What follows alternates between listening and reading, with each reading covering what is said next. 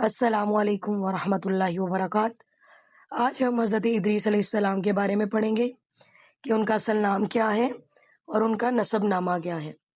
حضرت ادریس علیہ السلام کا نسب نامہ: اخنوخ، ادریس بن یرد بن محالائیل بن کنان بن یانش بن شیش بن آدم علیہ السلام۔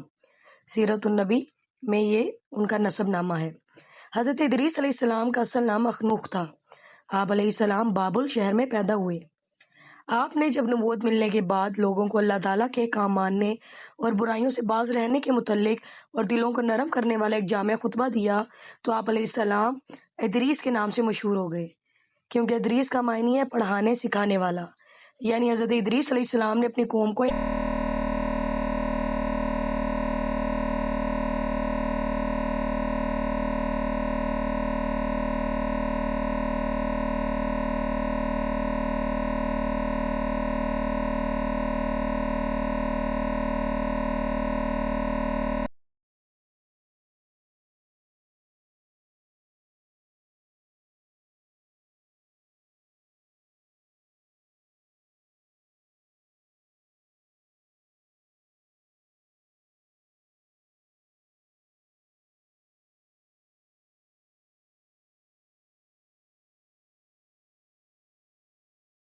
اور ان سب کو ہم نے اپنی رحمت میں داخل کیا۔